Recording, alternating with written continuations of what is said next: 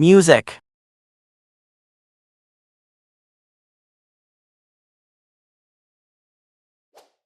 Peace, mercy, and blessings of God be upon you. In the name of God, the most gracious, the most merciful, praise be to God and prayers and peace be upon the messenger of God, his family, his companions, and those who follow him.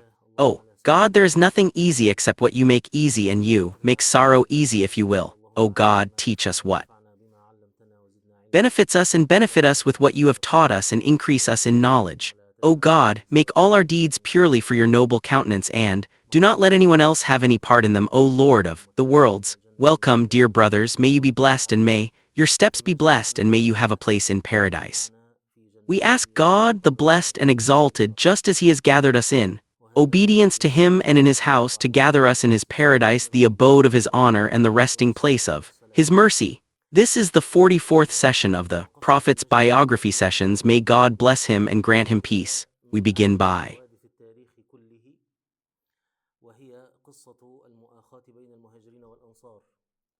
والتي ضرب مثلها في قصة المؤاخاة بين سيدنا عبد الرحمن بن عوف وسيدنا سعد بن الربيع. عبد الرحمن بن عوف المهاجري وسيدنا سعد بن الربيع الأنصاري، وقد آخى بينهما رسول الله صلى الله عليه وسلم. apologizing for this interruption, which lasted 2 weeks. I would like to remind you again that some of the people who attend our Telegram group titled Muhammad Al-Hami's Biography Sessions group, should any circumstances arise or an interruption occur, we will send an apology to this group for today's session. I mentioned in the penultimate session that the session before the last one remained, or meaning since 2 weeks ago I was going to be absent. I apologize to the brothers who took the trouble to attend. We didn't have a gathering, and the reason for this absence is that, praise be to God, Lord of the worlds, we were blessed with a newborn child during these 2 weeks. Therefore I ask the righteous among those attending the gathering and those watching me on YouTube to pray that God makes her one of his righteous, devout, and obedient servants, and that he grants us, her and all of you, martyrdom in the cause of God, for it is the highest of ranks. Music. And I must also mention and begin this gathering by congratulating our Mujahideen brothers in the blessed Syrian revolution for what has happened to them and for the liberated lands that God Almighty has granted them, which they are reclaiming from the regime of Bashar al-Assad. I ask God Almighty to complete this victory for them, to unite their ranks and to sow discord among their enemies. The Syrian revolution is a blessed revolution and an orphaned revolution that has been exploited by the major powers so that they can exhaust and consume each other. They have entered into it through deceit, trickery,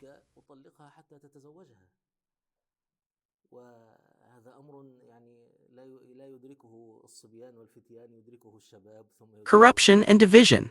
The Mujahideen, even though much Muslim blood has been shed, I do and say it was in vain, for that is all with God the blessed and exalted. But I say that the sacrifices made in this revolution have not yielded a similar fruit, so I ask God the blessed and exalted that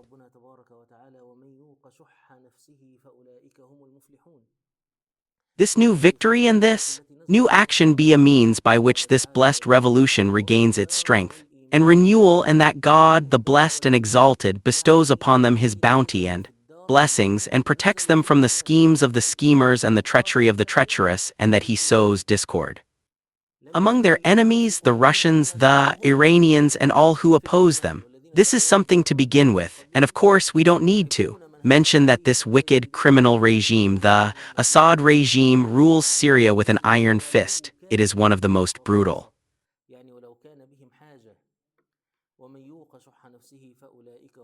criminal, and vicious regimes that our country has been afflicted with, and whoever writes about the torture in Syrian prisons, there is no parallel to it, no parallel to it. I mean, in Egypt, for example, prisons are overflowing with torture, and our master Sheikh Kishk, may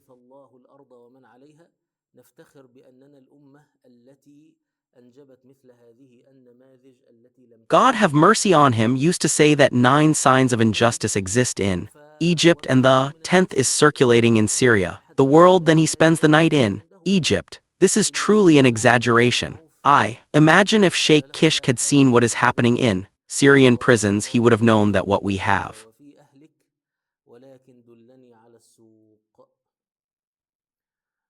in Egypt might be called a joke or child's play compared to what is happening in Syrian prisons. This regime is one of the most brutal and tyrannical criminal regimes that has ruled us, and there is no doubt that getting rid of it is a blessing and a victory for the Muslim nation. It suffices to say that this regime prevented the blessed people of Syria from aiding their brothers and from taking action on the Palestinian issue. In any case, the discussion could go on at length. The intention and purpose is to pray for our brothers in Syria and for the honorable mujahideen that God may grant them this victory, liberate this land through them, and gather us with them in the arenas of jihad.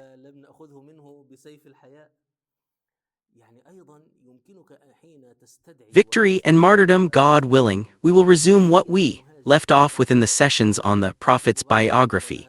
In the last session we mentioned a hadith about the unbelievable society of Medina, a society without equal, and the unbelievable events. Interestingly, after the last session I stopped a brother here and he said, I too cannot believe that someone would give up one of his wives to his brother, the emigrant, and I agree with him on this. I mentioned to you that if it hadn't been transmitted through authentic chains of narration, I would have denied it, for this is something that no one would allow.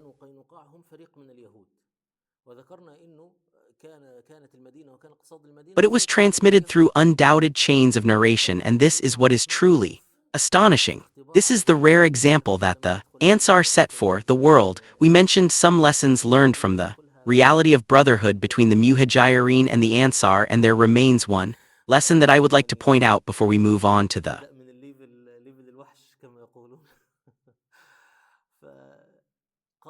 next. This remaining lesson, by the grace of God Almighty, is related to the topic we are discussing in our gathering. This is the lesson we want to focus on, young men, dear brothers, and it is a lesson that will benefit us in our reform efforts, that society is more capable of solving problems than the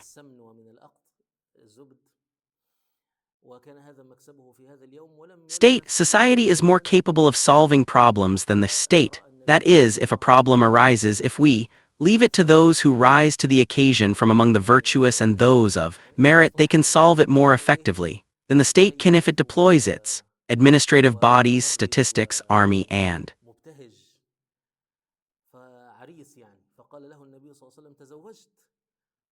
police forces to solve it. We will see in the biography of our Prophet, peace and blessings be upon him, especially in the early periods, that the Prophet, peace and blessings be upon him, did not have a police force in Medina. Rather, he relied on the strength of the community and the strength of its tribes and clans to maintain internal security, as we will see in today's session. But the point here is that an issue like the issue of refugees and migrants, which befell Medina in the state we described, is a problem that if we, and I don't want to say if now, I want to say now, the major powers with their agencies,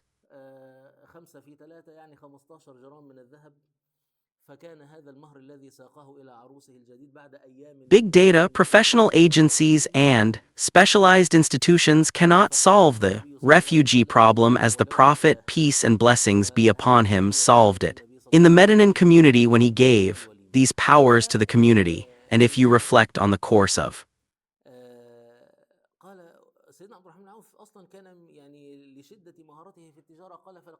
history up to our present reality, you will see that the good people, the virtuous people, the people of the mosques, the leaders in the neighborhood, in the street, and in the tribe are more capable of solving problems quickly than if these problems reach the state apparatus. So you might find a deeply rooted issue can be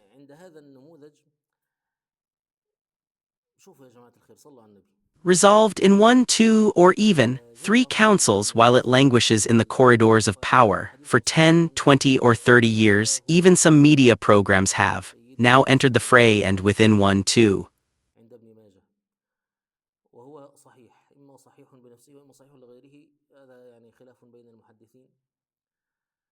or 3 episodes have managed to resolve long-standing and deeply entrenched problems, like blood feuds and other issues that the state cannot resolve.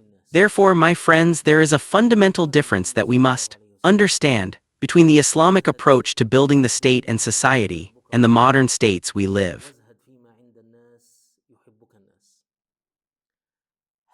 In the Islamic approach to building the state, and society relies on maximizing the strength of society and on society being the first to initiate, address and attempt to solve problems. The state comes later, that is, if society is unable to solve the problem within an hour, then the state intervenes with its power. This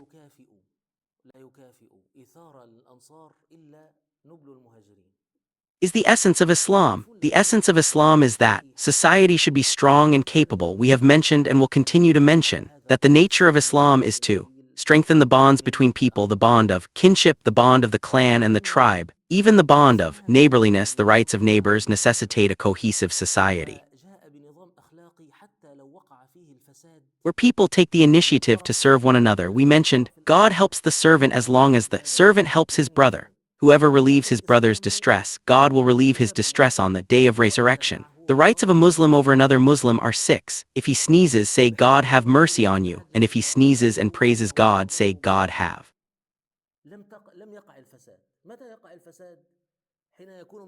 mercy on you.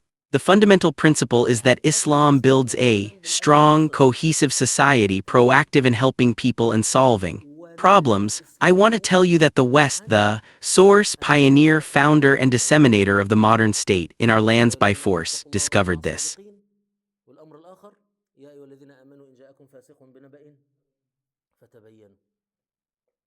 characteristic and began granting many powers to what they call civil society organizations. Why does the West grant so much power to civil society organizations? Because it knows that the work of volunteers and people's trust in volunteers leads to solutions, meaning dealing with problems better than the bureaucratic state apparatus can. Of course, there is a huge difference between a modern, centralized state that grants space to civil society organizations and an Islamic society that, essentially, it's based on the strength of the community and its self-initiative. Therefore,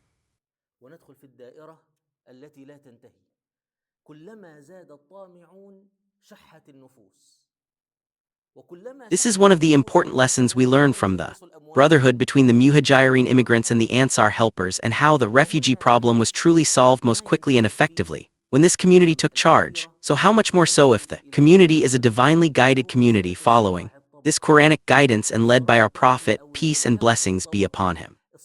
Then we move on to the third step taken by the Prophet, peace and blessings be upon him, after his migration to Medina. If any of you remember the first 2 steps, they were the foundations of building the mosque excellent and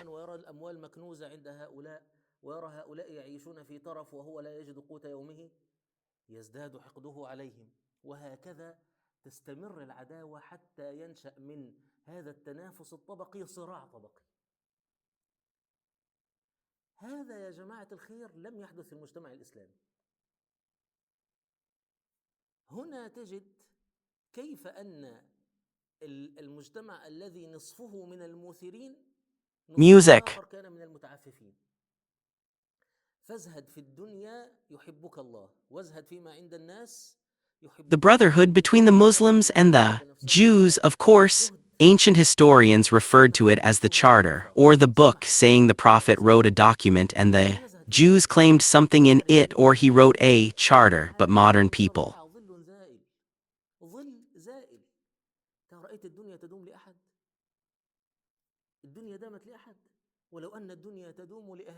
influenced by the modern state system prefer to call it the Constitution of Medina or the Constitution of Medina, because our modern culture dictates that a state has a written constitution that regulates its relations. Many like to say that this is the first a constitution in history, and this is true. It's not known before now, means a written constitution in this sense. Of course, there were legal codes in ancient civilizations, from the Pharaohs and Babylonians to the Assyrians and others. There were legal codes, but a constitution to regulate relationships, meaning the legal code that was written before was the will of the ruler in cooperation with the rabbis, monks, and priests. So how do we transform the legitimacy of the conqueror, or how do we transform the conqueror's situation into a legal and constitutional one, but to bring about a degree of justice?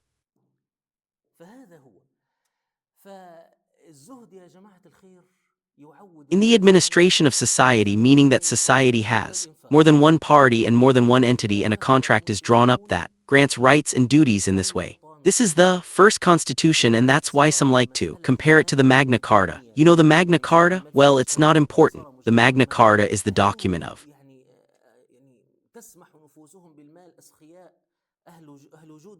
fundamental rights that existed in Britain. Anyway, the group that is involved in the political situation, most of their culture is European, so the Magna Carta is a great idol for Westerners and Europeans. Therefore, when it is said that this document predates the Magna Carta, this is a kind of boasting and showing off to Westerners. Of course, sometimes we are forced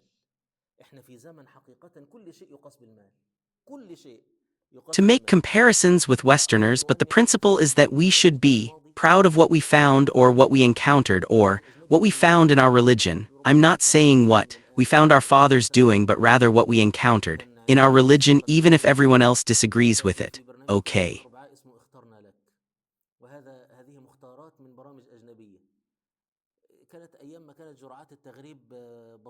Now, regarding the Constitution of Medina, we have some observations that don't concern us here. I'm only mentioning them because we are in a lesson about the Prophet's biography. Is this document authentic or weak? Was it originally one document, or were there two documents that were later combined into one? These are matters that concern specialists. What concerns us is that the document has multiple chains of transmission, and some of them are found in authentic narrations in the books of authentic Sunnah, which elevates the document to the level of a good hadith, so it is authentic, meaning it is acceptable. I don't want to delve into the terminology of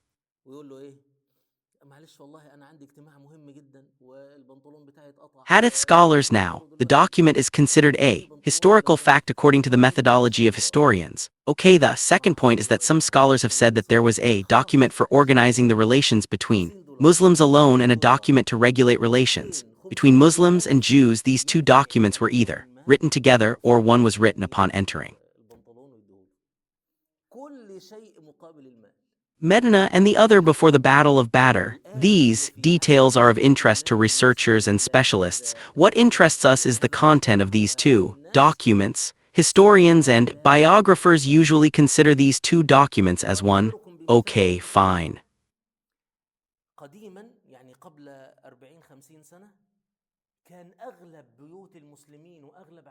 Now I have this verse with me. This constitution is a 4-page document, and it is customary for a constitution to be a small book.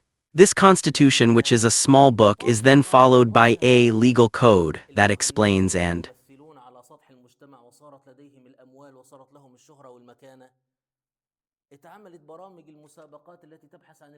elaborates upon it. So we will read together and focus on the matters that concern us. May God's prayers and peace be upon the Prophet. The text says, this is a document from Muhammad the Prophet between the believers and Muslims of Quraysh and Yathrib, the believers and Muslims of Quraysh and Yathrib, and those who followed them and joined them and fought with them. Okay, that's the first clause. The second clause is that they are one community distinct from other people. They are one community distinct from other people. This is the moment when it arose. In it is the Muslim nation and the Muslim nation you see in this word two things. The first is that the bond of religion is above all other bonds. The Muslims of Quraysh, the Muslims of Yathrib, and those who would join them, follow them, and fight alongside them.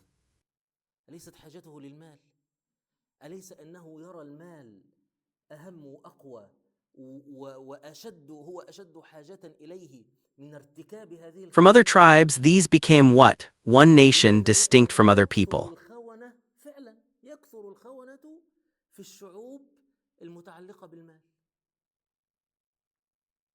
People are different, and these are one nation distinct from other people. So the religious bond is above all other bonds. These people are different in tribes, different in countries, different in lineage, but through this religion they became one nation. Beautiful. This one nation, we must also look at a new meaning of the word nation. My friends, it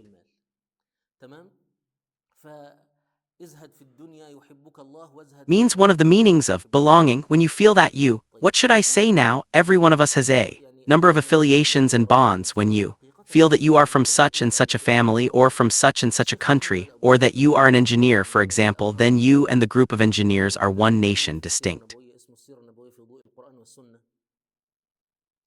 كان يتعجب يقول انظر إلى المثال الذي ضربه الأنصار كيف From other زعموا people, a أنهم group of يتبعون engineers. النبي You صلى know, الله عليه engineers are وسلم known for وكانوا having a يتبعون certain degree of arrogance, right? They tell you they've والنبي finished صلى their الله field and are عليه going, وسلم what's يقول left to fix in إلا other ردا people's قليلا fields? Generally, engineers have a certain يعني degree of إذا pride, and رأى I النبي also لم found that يرضى معه doctors have the فليتركه same الذي degree of يرضيه pride, كما to هو the point that, يفترق for بين example, when a الجهمية doctor أبدا does ده النبي التقى بهم في ليلة العقبة التقى برؤوسهم بالسبعين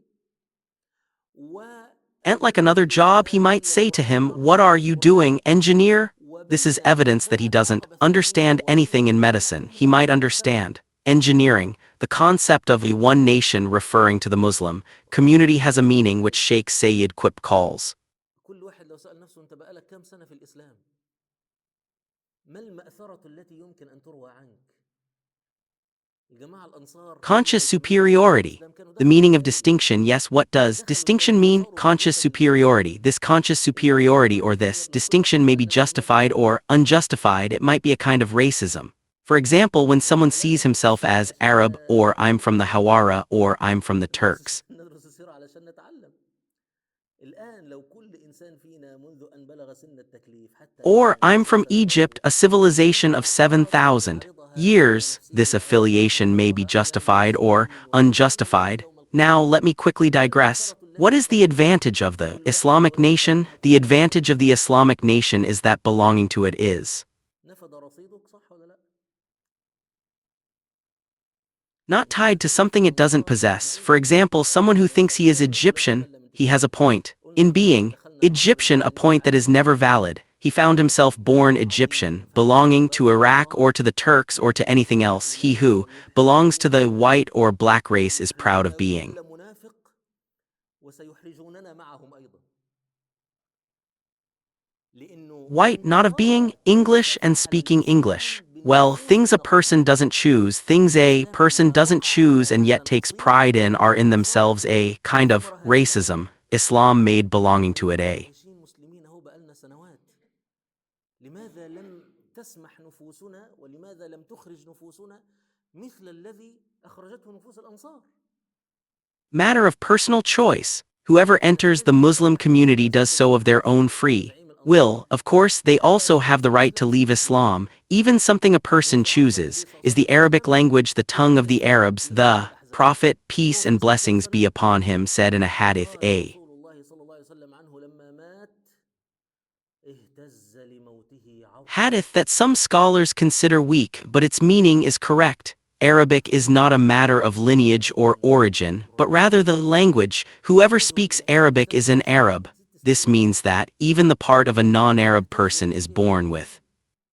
ويقال فيه كل نائحة تكذب إلا نائحة سعد بن معاذ When they learn it, يعني they كل become واحد part of فينا the هو Arab nation. الناس So, if تلتمس an له Arab الفتوى loses في the Arabic الفقه language, they will leave and والتي migrate, تنوب meaning their عليه descendants will be in Western or Eastern وتهوى countries and كل نائحة forget the تكذب Arabic إلا language. This is despite نائحة the fact سعد that بن his معاذ lineage is Arab, Qurayshi, Hashemite.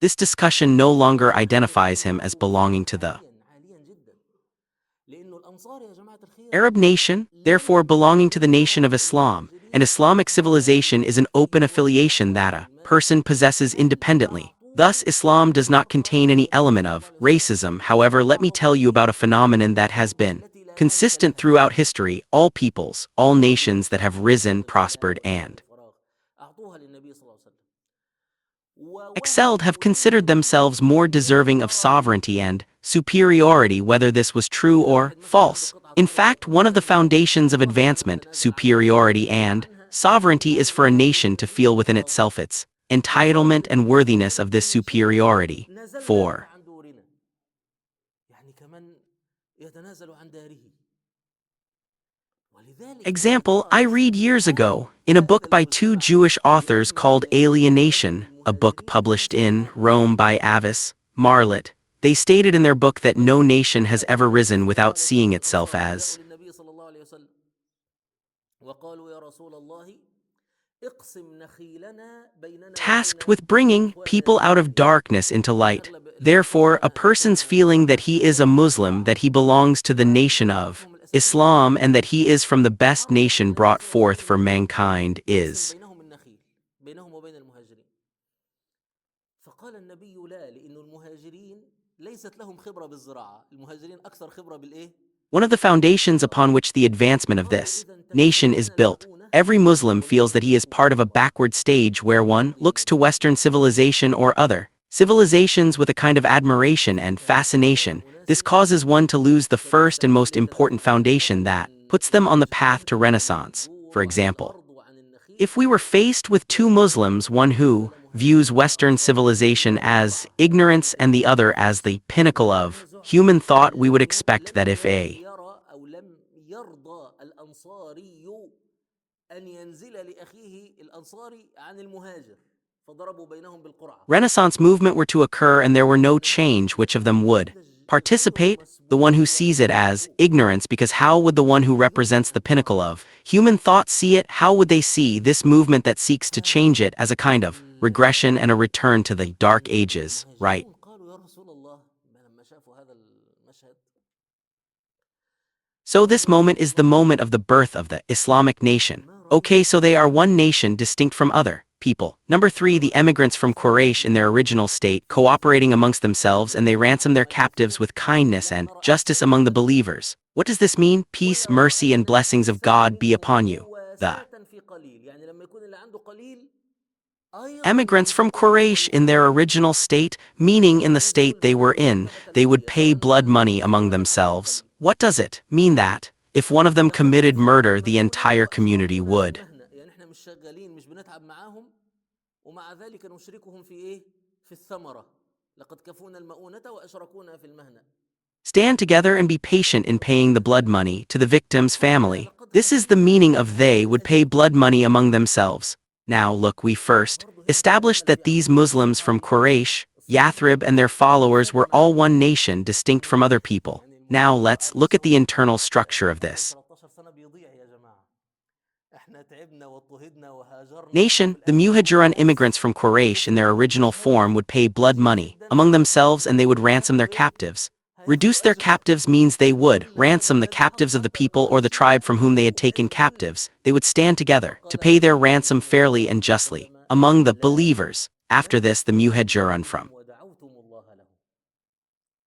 فالإنسان حين يعني يحسن Quraysh were إليه divided within the nation. يوصل Then the Prophet, peace and blessings be upon him, said, or rather this book, that Banu off in their original form would pay blood money according to their established practices. Each tribe would ransom its captives fairly and justly among the believers. Banu al-Harith, who were كان يقول from the Khazraj in their original form, would pay blood money according to their established practices. Banu Seerah, Banu Jusham, Banu al-Najjar, and Banu Amr ibn Auf, and the Banu al-Nabit, and the Prophet, peace and blessings be upon him, mentions the tribes and adds this same phrase to their quarter, and they are bound by their agreements and their obligations to their captives with justice and righteousness among the believers. Thus, this brings us back to what we said before, which is that Islam did not come to break the existing bonds between people. Islam came to elevate the منزلة أنفسهم هم خلطون بالنفوس وألجأوا bond of religion above the existing bonds, meaning support your brother whether he is an oppressor or oppressed. We have clarified the meaning of the word oppressor. How do we support him when he is an oppressor? He said, by deterring him from وأظلت من الشمس أبوا أن يملونا ولو أن أمنا تلاقي الذي يلقون منا لملتي. يعني كانوا لنا أحسن من الأم بأولادها، ولو أن أمنا تلاقي الذي يلقون منا. oppression, but the brother by blood, the brother by kinship, the brother by clan, the brother by tribe still has an advantage over others within the framework of the Islamic nation.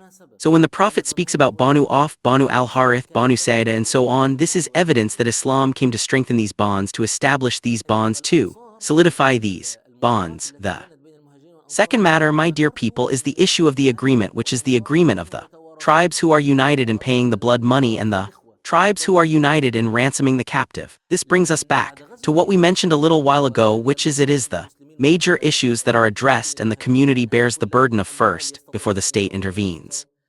People resolve their problems themselves before the authorities intervene before the state intervenes. You know, there are phenomena that still persist in many of our countries, for example.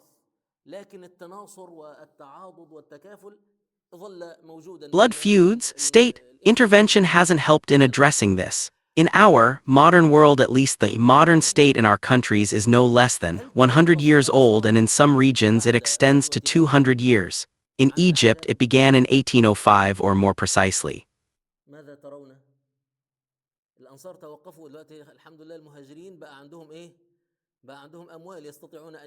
After 1811, there are historical details, so we're talking about more than 200 years. The state in other Arab countries emerged after World War I. In short, when the state intervenes in a phenomenon like this, it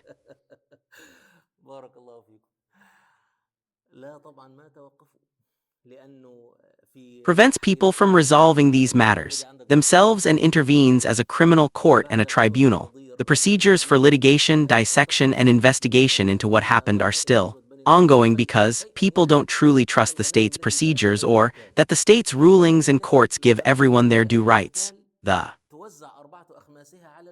fundamental principle is that these issues should be left to the community first. The state should only intervene after the community is completely unable to resolve them. This, of course, reduces the burden on the state. For example, the courts are currently overflowing with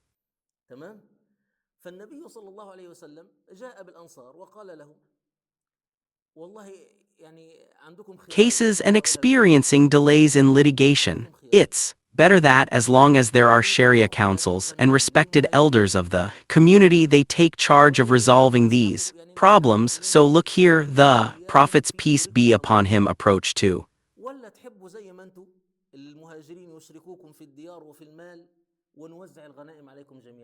building the state wasn't about eliminating existing power structures within the community, but rather about utilizing these existing social forces to solve problems, with the state only intervening later. The second point we learn from this is the gradual approach to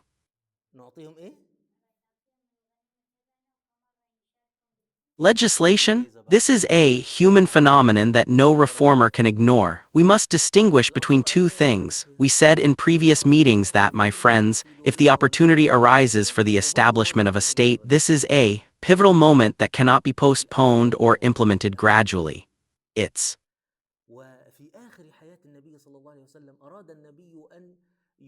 unacceptable to have the opportunity to establish an Islamic State and then say, no, we can establish it, God willing, in 5 years or in 10 years, or this time, God willing, we will support a secular president so that, God willing, in 4 years or in 8 years we can nominate an Islamic president. This is unrealistic and unacceptable.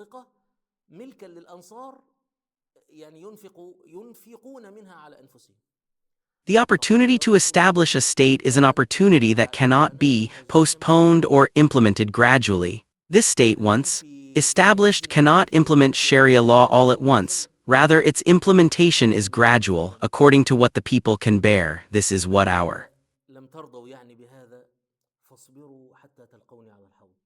Prophet, peace and blessings be upon him, did. Legislation continued to be revealed to Muslims for years. Alcohol remained, usury remained, and even injustice and revenge remained, until the Prophet, peace and blessings be upon him, abolished usury and bloodshed during the farewell pilgrimage. All usury is abolished and all blood feuds are abolished. The first thing I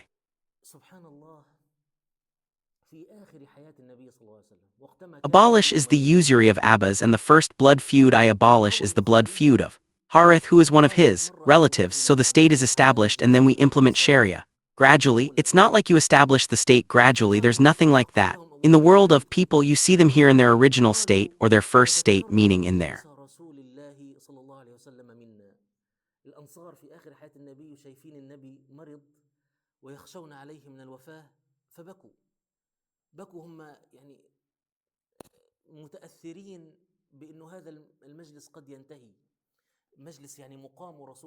current condition. So don't imagine that the Prophet, from the moment he entered Medina, implemented his Sharia. The matter requires a degree of gradualism and consolidating the current situation. That's why many of our Active, zealous and liberal brothers, when they see an Islamic experiment before them, quickly reject it because the Islamic experiment didn't implement the punishments. Oh Sheikh, we, Muslims, this is not possible in any country so far, nor in any country where Muslims are present. Therefore it is essential for anyone working for the religion of God to understand that they cannot change the conditions of people and societies suddenly. This was the case in the early days of Islam, specifically with our master.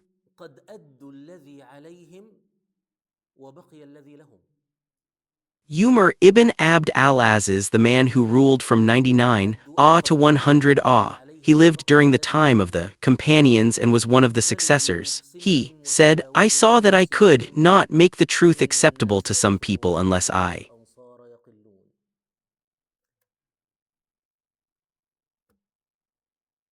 provided them with some worldly goods. There were matters he could not restore to their previous state, so now we are focusing on the issue of their gradual approach, the contracts and the ransom of prisoners as they were. And I repeat, note that the Prophet, peace and blessings be upon him,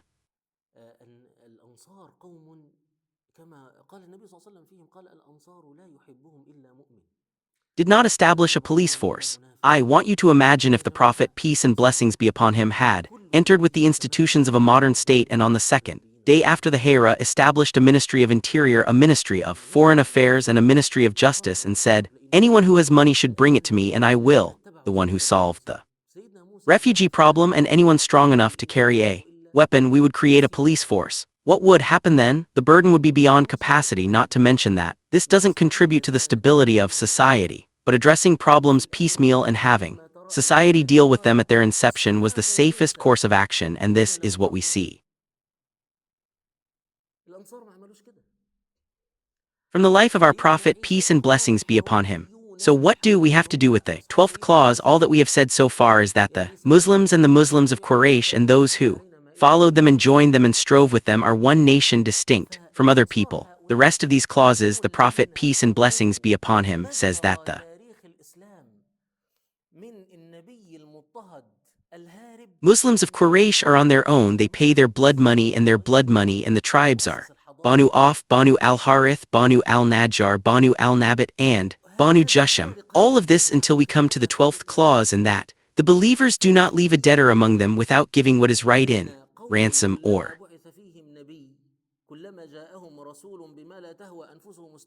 blood money, and that a believer does not make an alliance with a freed slave of another believer without his consent. What does it mean not to leave a debtor? A debtor is someone with many dependents. He said some of the people in need are those who have no patrons, meaning they have no tribe or clan. They are found in the city, in the Muslim state, in the land of the Muslims. They have no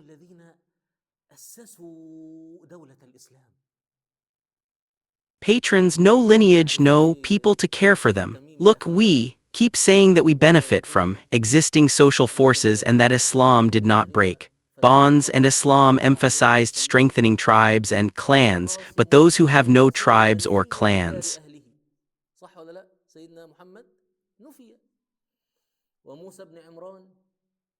their affairs are referred to the community of believers even before the state. The community of believers does not abandon a person in need among them. They provide for him fairly. A debtor with many children who has no patron is given what is rightfully due, whether it be ransom or blood money. That's the bottom line, folks.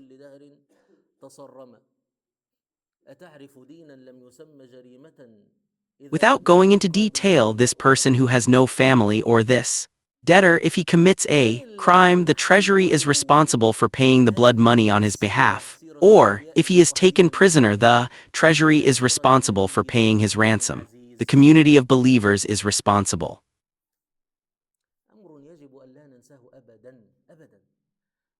Okay, if he wants something and has no patrons to help him, the believers are his patrons. That's why many people truly don't understand the greatness of this, the Islamic community, because it didn't see the Islamic community. Our master Omar was actually afraid of what? Rather, our master Omar feared the moment when those who did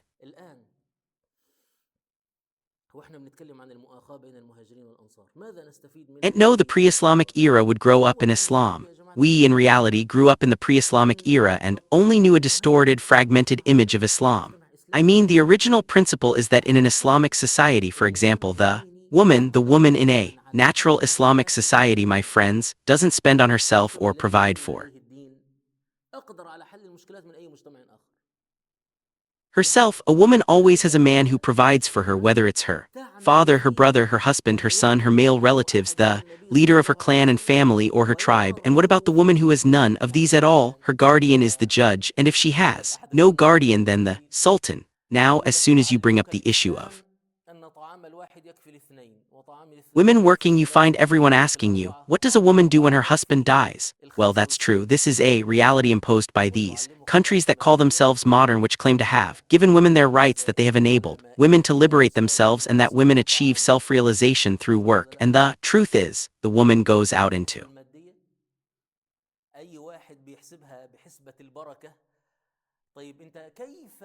the street to face the world's problems and hardships, to deal with men and difficulties. The principle is that a woman in Islamic society is not allowed to work and support herself. There is someone responsible for her, even if she has no source of income. She receives a salary from the state,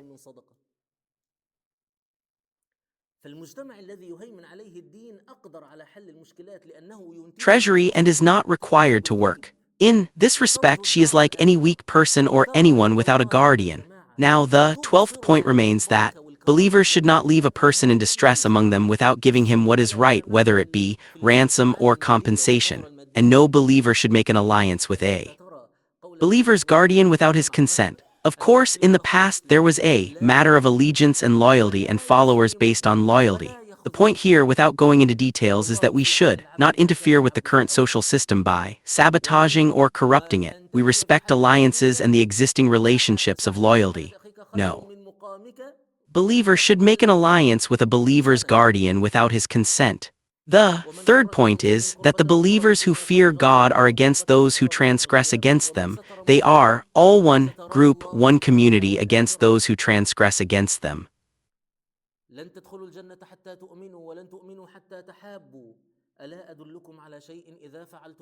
Not against those who transgress against them. Now, if someone among them commits a transgression, they are united against him. They are united against whoever transgresses against them or seeks to commit a grave injustice, meaning a great or significant transgression, or seeks to commit injustice, sin, aggression, or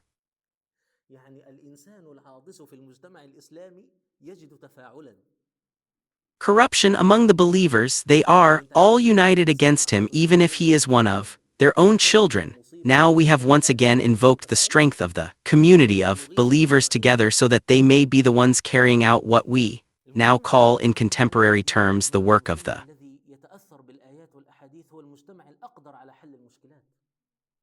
army, police, judiciary, and ministry of the interior. These believers, if one of them transgresses or seeks to commit a grave injustice, sin, or aggression, they are all united against him, even if he is one of their own children.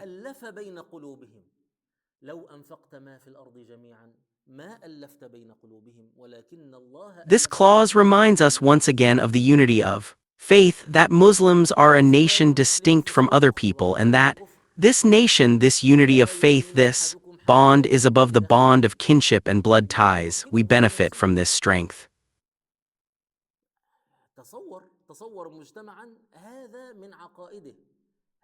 of faith in the stability of this society and in repelling any injustice that may occur within it. A believer shall not kill another believer for the sake of an unbeliever, nor shall he support an unbeliever against another. This is the essence of belonging to the Muslim Ummah, the removal of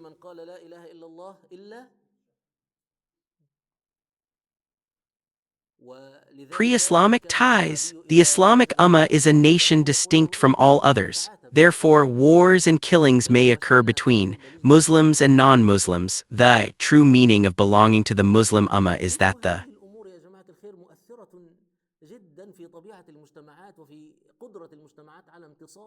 bond of faith is higher than the bond of kinship. Thus, a believer does not kill another believer for the sake of an unbeliever, nor does he support an unbeliever against a believer.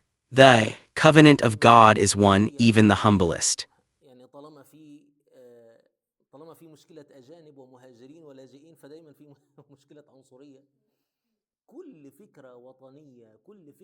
among them can grant protection. believers are allies of one another distinct from all others. This falls under the same principles we have discussed. Those Jews who follow us will have support and protection, neither oppressed nor oppressed. This Ummah welcomes any Jews or other minorities who wish to join within this system.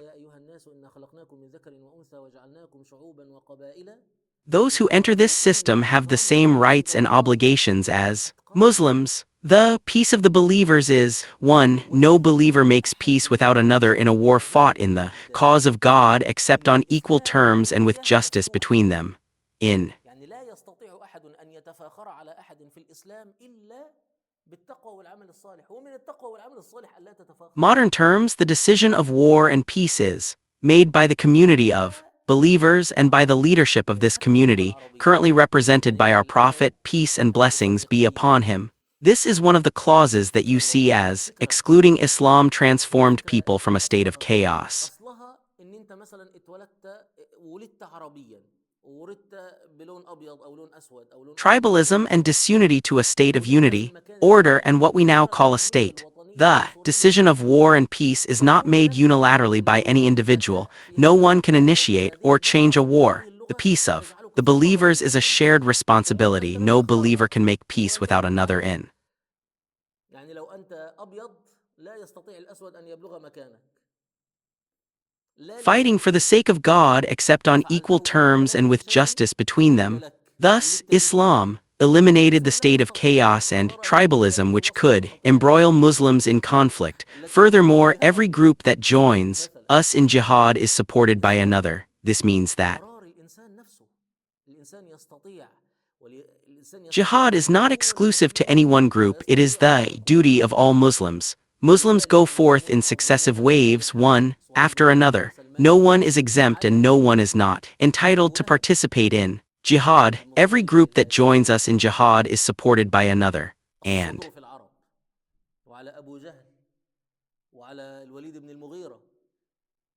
believers are responsible for protecting one another from the bloodshed that occurred in the cause of God.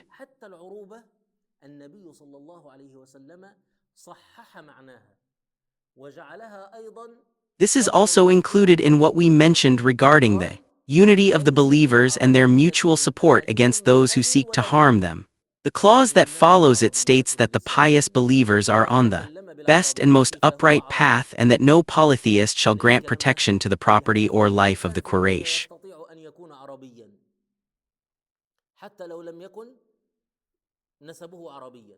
Nor shall he stand in the way of a believer.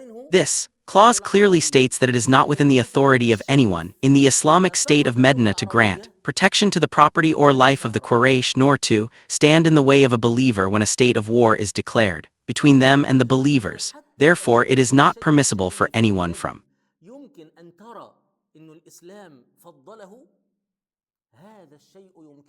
the community whose peace and covenant are one to grant protection even to the lowest among them. It is not permissible for any of them to act unilaterally in protecting or granting protection to the property of the Quraysh or any polytheist or to prevent believers from it, and whoever kills a believer, without cause, without justification, or without right will be killed.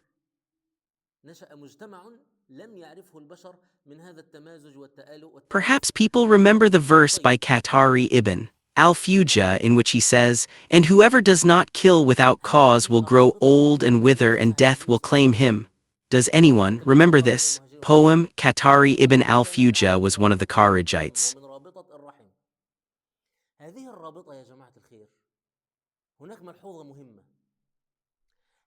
And the Kharijites were a brave, extremist, and fanatical people. But what is the meaning of this? Brave men, and this was their leader, a knight and also their poet. He had a poem that is among the finest of Arabic poetry, recorded in history books and poetry collections. You can find it in Abu Tammam's Diwan al-Hamasa, which begins, "I say to her as she flew like a ray of light." He says to himself, "I say to her as she flew like a ray of light from the heroes, woe to you, you will not be deterred." He affirms himself, saying to her, "What is the first thing you do when you begin to fear in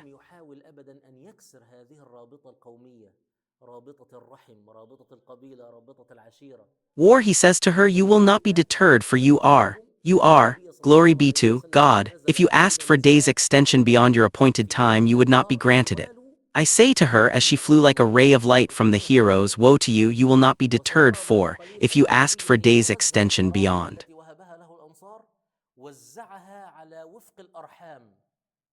your appointed time you would not be granted it, so be patient in the field of death, be patient, for immortality is not attainable, and he who does not fight, meaning he who does not kill, let one of them not kill, and he who does not fight will grow old and feeble, what will happen to him? بما فيها رابطة الرحم.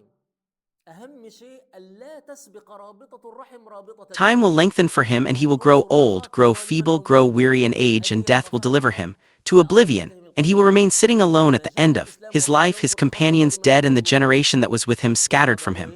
New things are burdensome, and whoever doesn't act rashly will grow weary and old, and death will deliver him. 2. Complete oblivion. The word raw is what opened this topic for us. Raw means to kill, okay, because it has a different meaning in our time. Therefore, in the speech of the Arabs, raw blood means a lot of blood, so whoever.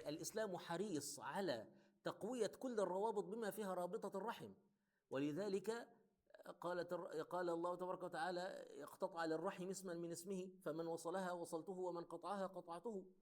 والنبي صلى الله عليه وسلم حين جاء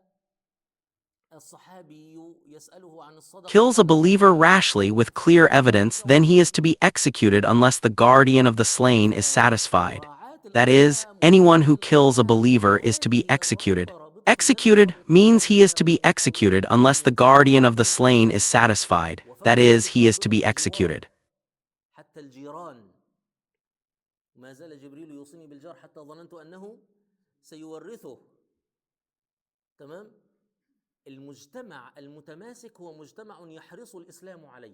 All believers are against him, and it is not permissible for them to do anything but stand up for him. This is also a treatment of the tribalism of ignorance that makes people side with their killer against the slain. So here, all believers are against him, and it is not permissible for them to do anything but stand up for him. So, by the way, of course, here we said that it is a departure from chaos and a departure from ignorance, the bonds of ignorance, and it also contains glorification of the Sharia. My good people, it contains glorification of the Sharia, and this is a matter of utmost importance, a matter of utmost importance. Many people notice this. People, generally respect the law more than they respect religion. Well, I want to say that people deep down hold religion in higher esteem than the law. That's why, even in the most advanced modern legal democracies, if the electricity goes out, for example, what happens?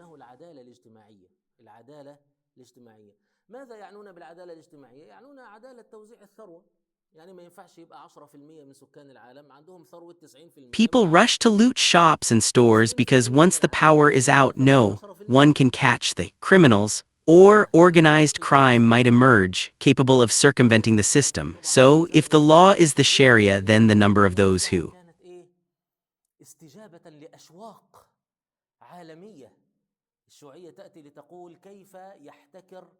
apply and enforce it will be much greater, the number of those who defend it will be much greater, and the number of those who adhere to it will be much greater. One of the advantages of Islamic society is that its law is the Sharia of religion. Religion in Islam is not merely rituals and ceremonies. This is something that legal scholars, even non-Muslims, understand. One of the topics I've read and haven't forgotten is a study by an Italian Orientalist named David de Santillana. He has a book, a study called Law as Society, published in a book by a group of Orientalists called The Legacy of Islam, which he supervised. The great English Orientalist Thomas Arnold summarizes this research by saying that Islam is the key because its law is both religion and law. Therefore, Muslims' application of it is not merely adherence to the law but rather adherence to Sharia. Muslims' defense of it is not merely a defense of the law but a defense of the religion. Muslims' desire to implement it is not merely a desire to respect the law but a desire for the hereafter. He concludes his research by stating that Islamic law has elevated our modern concepts and that it has influenced our legal codes until the end of time. Here you see a people who were الحضارة الإسلامية لطبيعة الإسلام ولطبيعة واجبات الغني ولطبيعة هذا التماسك الاجتماعي الذي نحتاجه only introduced to Islam to كان abandon their يحتقر children who had ويصاب committed a crime and hand them over to إذا لم يكن من God's judgment. المسلمين. Before this, they were fiercely devoted to it, لذلك defending it, and الأولويات fighting في for it. تاريخ It is الإسلام not permissible for them to abandon it, and all believers are obligated to uphold it, and العائلات never والعشائر والقبائل كون طالما أنت غني يبقى لك واجبات اجتماعية. يعني إيه واجبات اجتماعية؟ forget that it is يعني لازم God who تحمي made the الأضعاف، prophet, peace and blessings لازم be تحمي upon him, الفقراء والمساكين، rely on the لازم تحمي strength of the الغرباء community and ولا its تقبل tribes to منبذهم، stabilize society, and وإلا implement يبقى its هذا كله rulings. He did محتقر not أيضا. ده form بيعتبر a إن police هؤلاء force or an intelligence service, but ولذلك rather حقيقة عموم الأغنياء في التاريخ الإسلامي كانوا أهل خير relied عمومهم. on this change of faith that affected these people and transformed each one of them into a guardian of the Sharia and custodian of the security of this society. The following clause, Clause 22, states that it is not permissible for a believer who acknowledges what is in this document and believes in God and the last day to support كلمة الإقطاع في الذهن الغربي أو في ذهن من يقرأ تاريخ هذه الأمم يجد or أمور harbor an innovator. An innovator in modern terminology is a fugitive from justice and outlaw. Whoever supports or harbors such a person will incur God's curse and wrath on the day of فهناك كتاب لطيف جدا اسمه كشف المخبى عن فنون أوروبا والرحلة إلى مالطا. هذان كتابان resurrection, and no compensation or ransom will be accepted from him. The following clause states that whatever you disagree about, its resolution rests with God, and Muhammad, peace and blessings be upon him. This clause, which is the clause of legal authority, is what هو عمال يصف أحوال بريطانيا وأحوال هولندا وأحوال فرنسا. political scientists call sovereignty. The sovereign is the one who issues the law. This document stipulated that the governing legal authority in this society ضروري. والمذابح التي فعلها لينين وستالين ربما يكون لها ما يبررها. قصدي وانت عايش الجو الظلوم ده احيانا يعني قد تتقبل belongs to الإجراءات God and Muhammad, peace and blessings be upon him, and that the Jews contribute to the expenses of the believers as long as they are at war. Now we begin to discuss the duties of minorities that the Jews contribute to the expenses of the believers. As long as they are fighting, meaning the country is at war, the believers spend and the Jews as a على هذا النحو. يعني مثلا حتى الوقت minority must also contribute to this expenditure, war expenditure. We'll return here to see something similar to what we saw a moment ago. Look what the Prophet said, and the Jews of Banu Auf are a community with the believers. The Jews have their religion and the Muslims have their religion and their allies and themselves and themselves and themselves, except for one who صنعهم الأجانب زي ساويرس مثلا. wrongs himself and sins, for he will هو إن تكسب 100% و1000% ومليون في المية ولا ينعكس هذا بشيء على الناس. تمام. فأنا أريد أن أنبه إلى هذا. أين كانت البذرة لهذا الفارق only بين bring ruin المسلمين upon himself and his family. What does this mean? The Jews of Banu Auf are a community with the believers. The Jews have their religion and the Muslims have their religion and their allies and themselves, except for one who wrongs himself and sins, meaning commits a crime in modern terms, for he will only bring ruin upon himself and his family. The clause is that follow say, and the Jews of Banu Najjar are like the Jews of Banu Auf, and the Jews of Banu Harith are like the Jews of Banu Auf, and the Jews of Banu Sa'id are like the Jews of Banu Auf, and the Jews of Banu Jusham are like the Jews of Banu Auf. And the Prophet, peace and blessings be upon him, named the Jews. In this, okay, firstly let's أقدر على معالجة المشاكل من الدولة. المجتمع أقدر على معالجة look at this المشاكل من debate الدولة. and the analogy. What belonged to the Muslims is the same as what the Prophet preserved or granted to the Jews as a right. This also demonstrates a concern for the social fabric and ensuring these bonds weren't broken. The أتحداك إنه هذه المشكلات ستنتهي أكثر مما Prophet treated each group, each Jewish group, as a separate, distinct, or independent entity. Okay, we'll continue, God willing, from the previous session in the يريدون أن يحلوا المشكلات وتمنعهم من حلها. يعني لو إن المشكلات تركت للمجتمع لكي يحلها بنفسه لحلت. Next one, we ask God Almighty to teach us what benefits us, to make what He has taught us beneficial, and to increase our knowledge. Peace, mercy, and blessings of God be upon you, reviving a generation following in the footsteps of the predecessors. أنا فقط عندي انشغال في يوم الجمعة القادم، أمر أسأل الله التيسير فيه. دعواتكم معنا، يعني ادعوا لنا أن ييسر الله لنا هذا الأمر، فإن شاء الله نلتقي في الأسبوع بعد القادم. صلى الله تبارك